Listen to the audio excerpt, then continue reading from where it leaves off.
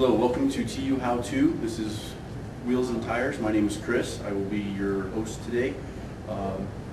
We will be discussing different things, 4 different things. We'll probably go into different subjects as they come up. 4 main subjects today are how to measure wheel offset, tire size for lifted trucks, wheel sizes, and all-terrain versus mud-terrain, AT versus, kind of get the idea. So anyway, so this is what we're going to do. So the first one we're going to go to is how to measure offset.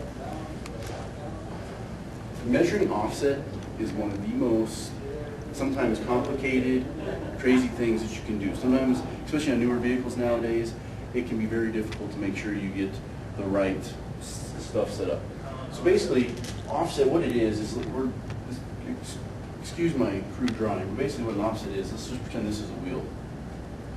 Okay, and in the center of the wheel, this is basically your mounting flange to where the wheel bolts up to the vehicle.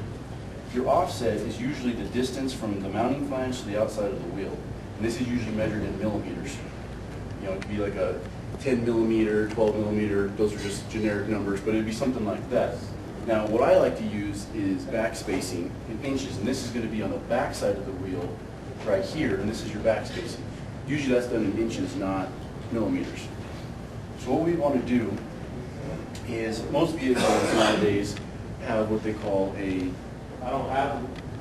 high offset,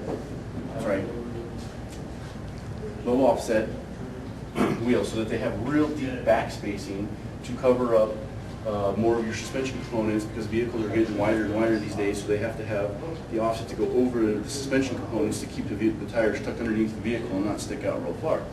So you're going to have a real deep back spacing, which is, so instead of your standard back spacing being here, it's going to be up here now. So what happens is when you start doing different things with vehicles and you want to change them out, it depends on how you want the tire to sit on the vehicle, will depend on where this sits. So if you want the vehicle tucked in, you're going to have more back spacing. If you want the tire to stick out, you're going to have less back spacing. And that's usually how that all works together. Most vehicles nowadays come with an average, like trucks, we're talking trucks, cars are a little bit different. Most trucks run usually an average of anywhere from 5 to 6 inches of back spacing, which is this number here. Now, that works really well, but what happens is when you start lifting the vehicle, that back spacing becomes not necessarily the most optimal setup, and you want to change that. So you need to go to something with less back spacing to get the tire out for clearance for bigger tires in different packages. It just depends on how you're going to do that. But basically, the main thing on the question is how to measure your offset. So basically what you'll do is you have a wheel, you can set it upside down, set it face down on the ground. And what you'll do is you'll take, this will be where it mounts to the vehicle, and you'll put a flat level across the tire here, and you measure this distance, and that is your back spacing. So that's usually what you'd want to do to measure back spacing. There's 3 adhesive backing from the back of it, so you clean the surface of the rubber off the surface of the handle, and it sticks right over. Okay. Clean it up over the rubber alcohol. The next question is tire size. Now, tire size, this is another one of those real fun ones. Back in the day, it was pretty much just your standard American sizes. You'd have something like a 33 by 1250 R15. So basically what this would mean is it's a 33-inch tall tire. This is the height. This is your width. This would be 12.5 inches wide. And then this is the wheel size, which would be 15 inches. So that, it was pretty simple back in the day. It was nice and easy. You go somewhere, I need this tire, okay, it's cool. Nowadays, completely different. Tires, almost every tire that you buy on a vehicle nowadays is all metric. So you would have, for instance, something equivalent to this would probably be a 285/75 R16. So you look at that and you're like, well, how the heck does that have anything to do with a 33 12.5? So basically the way you figure this out is you're going to go something like this, and you're going to have, basically we're going to go 285 is the width of the tire in millimeters. And then 75, that is the percentage, the sidewall percentage, so of the width. So basically, I'm going to roll a tire over here, so kind of maybe see if I can show you how that might work.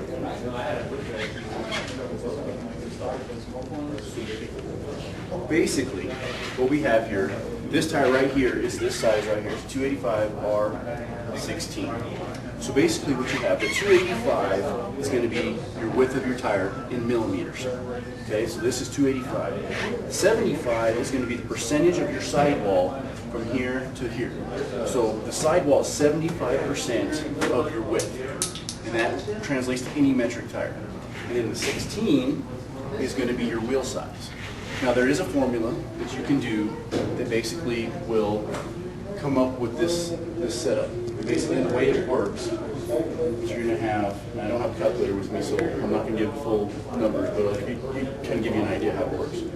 What you'll do is you're going to take 285,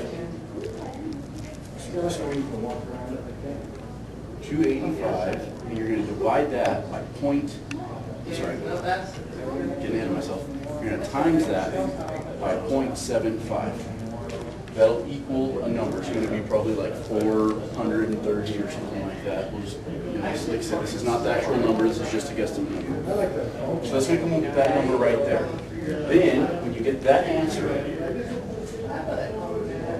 once you get this number, then you're going to divide it by 25.4, and that'll equal a number by probably around 16 point something.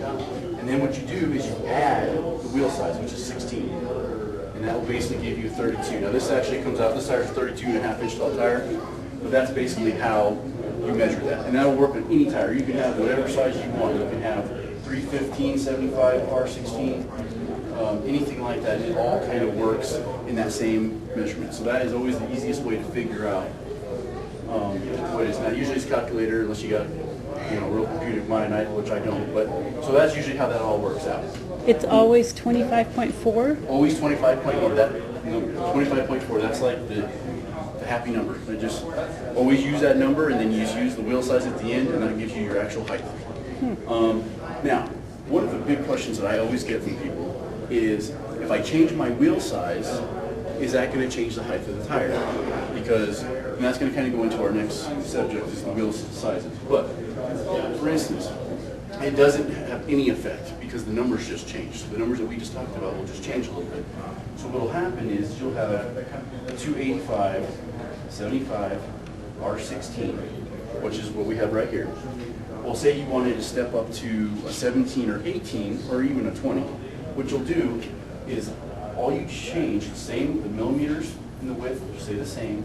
This number in 17 is going to drop it. And basically what will happen is every number, this will drop down, and everything else, the wheel size will go up, the width stays the same, and the middle number will change. So for, say we're going to a 17-inch wheel, we're going to have a 70 R17. So a 285, 75, 16 and a 285, 70 R17 are the same height. There's nothing different, it's just a different wheel, so you'll have less sidewall than you did before. So you go up to a 285, 18, so it would be a 285, 65 R18. So basically, as you can see, the number just changes, and it's because this is the percentage of the sidewall, and when you go to a bigger wheel, your sidewall has to be shorter. So that's why this number gets smaller, just like a 20 would be a 285, 55, 20. So, the numbers now, this one's kind of a big one. I'm not sure why there's such a big drop from a 65 to a 55 where everyone else is a 5. But if you do the equation, they all work out to be about the same height of tire. And then it's the same thing with, and so like I said, so we're going 285. Well, you go up, it'll also work in, if you go to, say, we want to go to 315, 75, I don't have any. or 60. word on it. Well, so you look, you're like, okay, well, wait a minute, this number and this number are the same, but the first number is different. Well, the way it works out is 315 is wider, so now when you take 75% of that, that gives you more sidewall, and then you add the wheel, and then that gives you a height difference. So this tire is, say, a 32-inch tall tire, this is a 35-inch tall tire. And it's all based on how that equation works out. So that is basically how you do wheel tire sizes now. Now, also for lifted applications, that's another very popular question. Well, what size tire can I run on my truck? Well, that is a very common question, and it's also can be a very difficult question because it really depends on many factors. Most vehicles nowadays, most trucks come with anywhere from a 31 to almost 34-inch tall tire. And depending on how much you lift it, depending on the size tire you can run with. Most trucks do have a little bit of a fudge factor for stock height. So in other words, say a Chevy truck comes with a 260, 245, 75 R16, which is roughly a 30-inch tall tire. You can step up to one size, which is a 31, but it's a 265. You can actually maybe sneak a 285 on some trucks. It just depends on the vehicle. Fords and Dodges, sometimes you can fit as big as a 35-inch tall tire with minimal modification at all. So it just depends. But on average, usually you figure if a stock vehicle Full air order installed. is sitting at, All the lights they go. you know, if it has, say, a 31-inch tall tire, and then you lift it 4 inches, okay, you can't necessarily go up 4 inches in tire heights, it just, you know, because it depends, but usually you can go to at least a 33-inch tall tire. Most vehicles nowadays, it's actually working out, this is more back in the 80s, early 90s, this is kind of the equation, but nowadays it's more like you do a 4-inch lift and you can fit 35s now, or in a 6-inch you can fit 37s. Where you get, But most vehicles, what you can do, Chevy trucks are equal to this. 4-inch lift equals 33s. 6-inch lift equals 35s. Dodges That's it from there. are 4-inch equals 35s, or even, you usually even fit them on a 2-inch leveling kit as well, but if you're using aftermarket, 35 would be perfect. 6-inch equals 37s.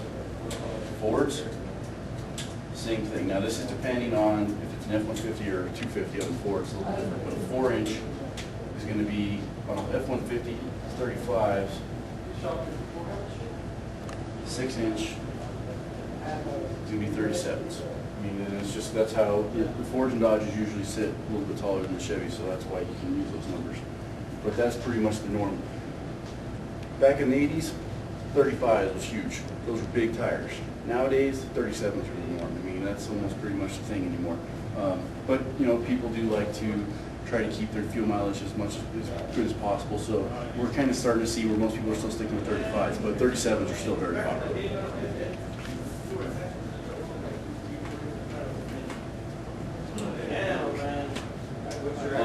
Wheel sizes. Wheel sizes range anywhere, since we're talking about full-size trucks, usually the minimum you see anymore is 16-inch wheels.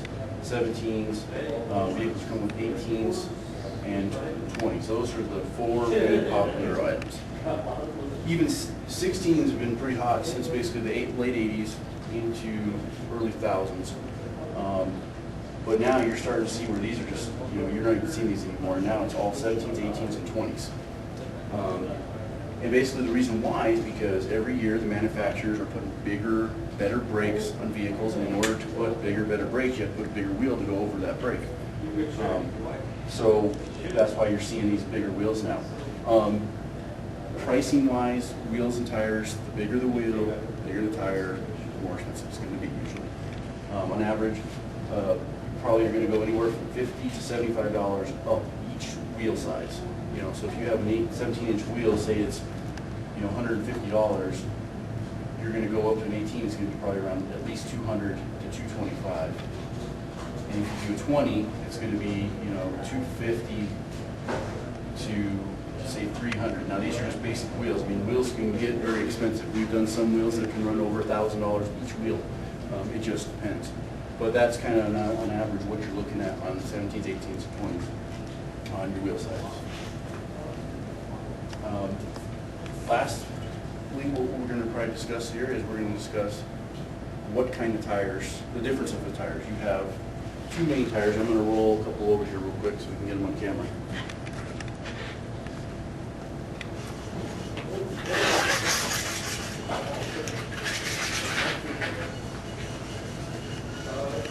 Okay, so here's what we've got. Now I rolled over, these are both Toyo tires. This is a mud terrain, and this is an all-terrain.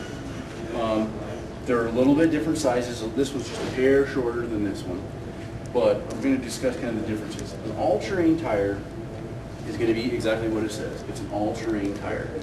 It is going to be something that's going to work great on all aspects. It'll be great on the street. It'll be great on the off-road.